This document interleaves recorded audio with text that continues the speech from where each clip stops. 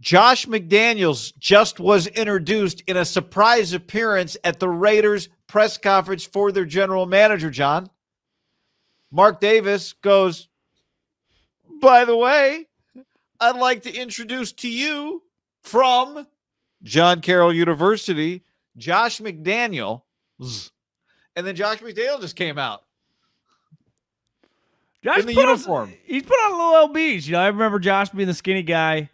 A little weird. I mean, listen, we talked about it yesterday that they did it out of spite, announcing Ziegler before the games. I had tweeted that it was an FU to the Chiefs and the 49ers, and the more we had thought about it, we talked about it, it was an FU to Roger Goodell. And I think it stems back specifically. I don't think it happens if obviously they wouldn't be here if the John Gruden thing didn't happen, but clearly the Raiders think that they got fucked on the Gruden thing, right? Dan Snyder, everything was about Dan Snyder, and only John Gruden went down. It doesn't add up. And I understand where Mark's coming from. There's a part of me that appreciates the spite. But as you and I were we didn't even realize, Josh, like, they're blowing an opportunity. You get lost these couple days right after the Super Bowl matchup is figured out and Tom Brady. You see Tom's talking to, what's his name, a little later tonight? Like, you're just going to get lost in Jim the Gray? Yeah, Kyle Shanahan? Serious, John Lynch? Adam Peters? Hopefully. But a serious thing with Jim Gray. You could have had Wednesday or Thursday all to yourself. So, and Josh is a really, really famous, like you see Brian Daboll. What would you say Brian Daboll relative to Josh McDaniels, just fame and name recognition with NFL fans is? Yeah, I'd say close. Josh is Belichick's a 10, right? Yeah. So Josh, it's like on that scale, Josh is probably like a 6 and Daboll's a 2. Yeah. 1.5. And you'd say with assistant coaches. I mean, understanding that like there's like a bunch of people that are like -1s, right? If you just did the assistant coach fame ranking, Josh would be near the top of the list, right? He's probably the most famous assistant coach in the NFL. We could argue there are some former players, I'm sure, that might have some more name recognition just because they're playing days. But, I thought they blew an opportunity to just announce. I mean, this is a pretty big deal for their franchise. But the other thing that's pretty clear is Josh has now more juice. Like Ziegler, like I got a text last night from Cy Williams, who's the UC Davis golf coach, diehard Raider fan. Like, I hope Ziegler picks some. What you mean? No, Josh is the boss. There's a hierarchy here, and the general manager answers to Josh. And you could argue from a coaching standpoint, it's one of the better jobs in the NFL from the standpoint of he's going to pay you a lot of money, and 2, he ain't going to give a shit what you do in terms of your scheme, who you draft, who you hire. How many guys in the NFL have truly more power in their building right as of today than Josh McDaniels? Can't be that many. 5, 6? Vic Tafer tweeted, we as we're recording this, they had just done their press conference. We didn't get to see it other than kind of the surprise entrance. Ziegler says he has final say on personnel moves. Who? Ziegler says he has final say on personnel moves. Sure. I mean, you can tell me that all you want, and it could be in the contract. Ziegler ain't giving Josh. Well, it can't be in the contract, right? No, it could be in the contract. Well, if it's in the contract, then he has it. He's going to force players on Josh McDaniels? Well, of course not. But I'm just saying, like, the contract is where it's the most, black and white. I mean, to me, in a situation, it's important for coaches. But as a general manager, like, this guy has the job because Josh, they've been best friends since they played college football together, and they've known each other. There is no way. It's just the nature. Part of it as a GM, you don't force anything on your coach, right? I mean, you just give in. You hope he understands who the right players. But a big reason I think most general managers that have failed would say, this guy was fired up. I wanted this other guy, but what am I going to do? Give him a guy that he's going to hate? It's not going to work out. So the coach just naturally has a lot of juice. Josh, to me, is running the organization regardless. And I bet Mark wanted that way because he just saw it with Gruden. But, I mean, Ziegler got this job because of Josh McDaniels. Right. And part of it is, and I wonder if that was part of what happened on Sunday, was you introduced Ziegler first to make it seem like he hired Josh. Like, are they going to try and really, push this idea that Josh McDaniels is not in charge? Is that why you hire the GM first? Is that why you bring the GM out? You have a press conference for him, and then you have Josh parachute in. Are they going to try and push this idea that they are different than they were before? I mean, I understand the motivation of it. And I think you're right. Like, practically speaking, Josh it may be partly like Josh isn't interested when they need a fifth receiver because somebody got hurt. Like, Ziegler's just going to handle that. But when it comes to the 5th overall pick, the 25th overall pick, or wherever they're picking. They're not picking 25th. No, I know. I didn't want to give him the 5th pick either. That at that point in time, like, Ziegler's not drafting somebody that Josh doesn't want. But it's interesting that they are. I mean, obviously he was asked about it. It's interesting that they want to hammer home that distinction. I think a lot of it has to do with what they just experienced, right? Of John, because I think it's hard to know, like, how could Mayock really have been this terrible? Their first-round draft picks for 4 years it's an all-timer. I mean, one guy's going to prison. The other guy is completely out of the NFL in Arnett. Farrell's one of the worst top picks we've ever seen from just a ability standpoint, right? I mean, Leatherwood, within a couple weeks, they had to move him from tackle to guard, and he was terrible there too. So it's been if it wasn't for Josh Jacobs, it would have been one of the most awful 4-year runs in the history of the league.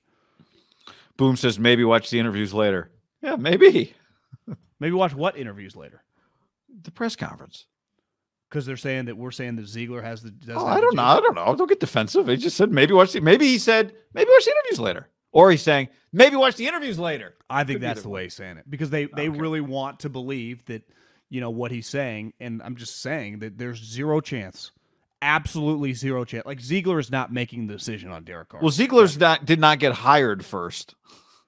Well, yeah, he did technically, right? No, but he did. But again, if we're going to go back to technicalities, but he didn't. Like, he's not. Josh isn't here because of Ziegler. Ziegler's in Vegas because of Josh McDaniels.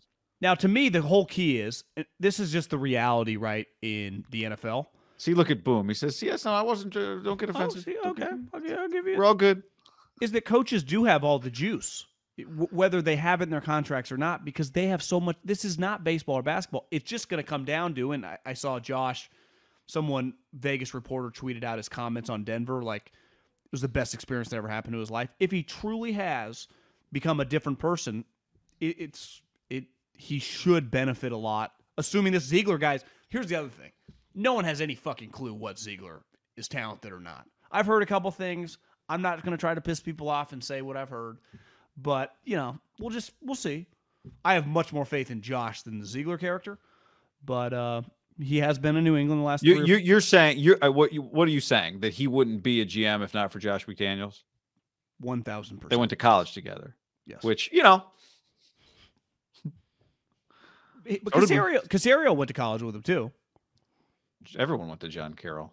But wouldn't you say this about Caserio? And we'll see. He's got a long way to go in Houston too. Caserio was interviewing everywhere for years, right? Yeah. I mean, Caserio was getting hired because of Nick Caserio. Nick Caserio.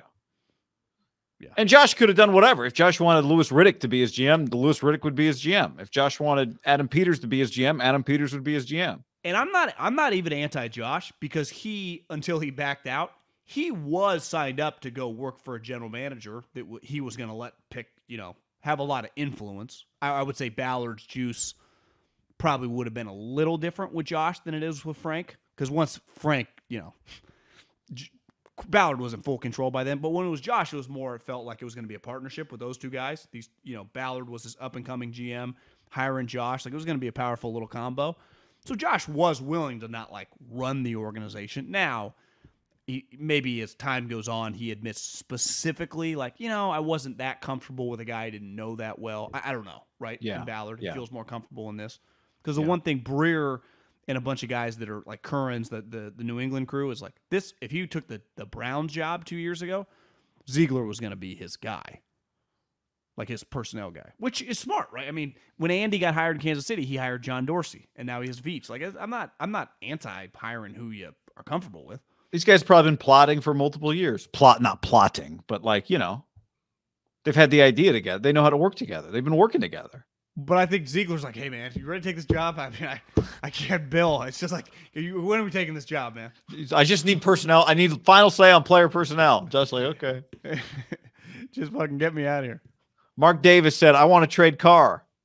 David, I like Derek. Oh, he's got jokes. Mark's been listening to podcasts.